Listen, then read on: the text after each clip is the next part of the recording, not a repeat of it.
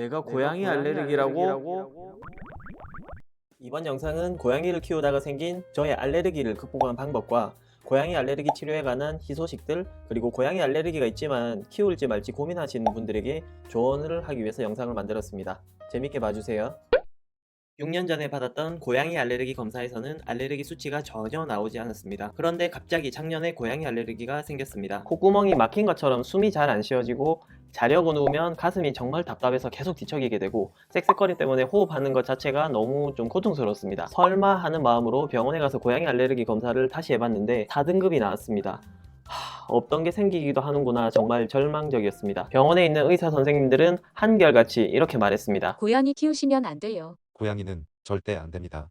이렇게만 말하는 의사 선생님들이 얄미워서 다른 병원에 가봤지만 공통적인 말들 뿐이었습니다. 마음으로 낳은 고양이를 저는 파양할 수 없다고 생각해서 어떻게든 약을 먹으면서도 키워야 되겠다 생각을 했고, 고양이 알레르기 원인을 먼저 없애는 것에 중점을 두었습니다.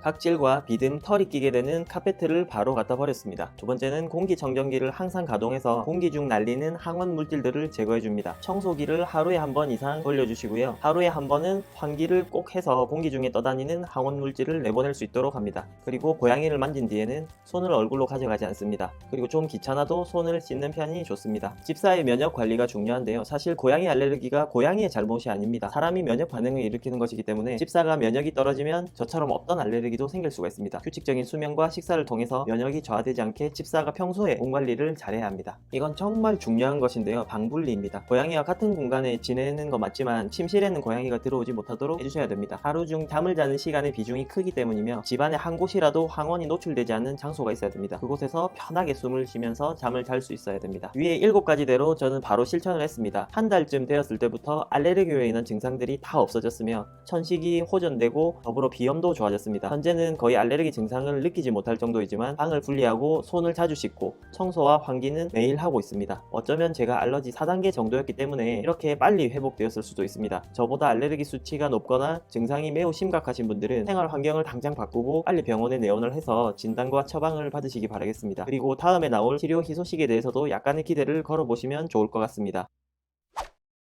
첫 번째 희소식입니다. 네스프레소나 네스카페, 킷캣의 브랜드를 가지고 있는 네슬레에서 자회사 퓨리나에서 고양이의 털 알레르기의 항원을 줄여준다는 고양이 사료를 출시했습니다. 이 사료를 3주 이상 먹게 된다면 알레르기 유발 물질인 고양이 침속의 단백질이 중화되어서 최대 47%의 알레르기 감소 효과가 있다고 합니다. 저는 정말 효과가 있는지 궁금해서 후기를 좀 찾아보았습니다. 댓글들을 좀 읽어보았는데 드디어 33년 만에 고양이를 제대로 키울 수 있게 되었다. 100%는 아니지만 증상이 많이 줄었다 등등 효과가 없다는 댓글보다는 효과가 있다는 후기가 훨씬 많았습니다. 고양이 카페에서도 후기를 한번 살펴보았는데요. 확실히 효과가 있다고 합니다. 하지만 지금은 안타깝게도 한국에는 정식 출시가 되지 않았고요. 올해 하반기에 출시 예정이 있으나 어려워질 경우에는 더욱더 연기될 수 있다는 정보가 있었습니다. 직구로 구매를 할 수는 있지만 개인의 통관이 지금 되지 않아서 추천드리지는 않습니다. 집사님들이 희망을 가지고 조금 더 기다려보면 좋겠습니다.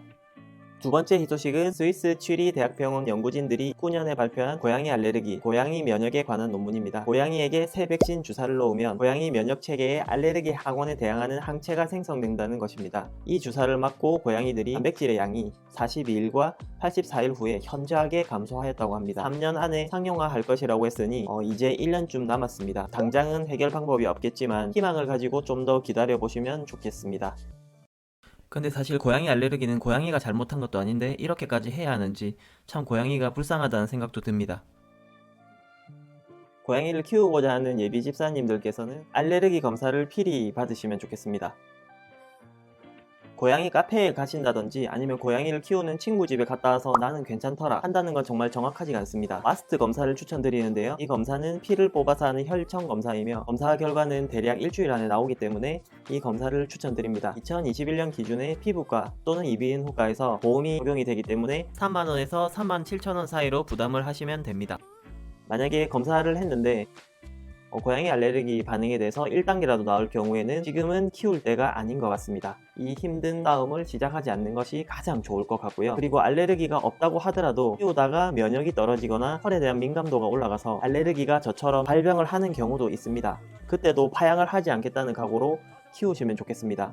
사람이 아프면 술도 끊고 담배도 끊고 안 하던 운동을 하는 모습들을 보셨을 것입니다. 살기 위해서 그만큼 간절해지는 것입니다. 하물며 당장 숨이 불편하고 호흡이 곤란해서 이러다 내가 죽는 것이 아닌가 이런 생각이 드는데 과연 그때도 고양이를 키울 수 있을까요? 겪어보지 않은 사람은 알 수 없는 갈등입니다. 고양이는 또다시 파양의 기로에 설 것입니다. 고양이 카페에서 글들을 읽어보면 고양이와 생리별을 하지 않기 위해서 얼마나 멋지게 사투하고 계신지 알 수가 있습니다. 집사님들 힘내시고요. 앞으로 좋은 날 곧 있을 겁니다. 응원합니다.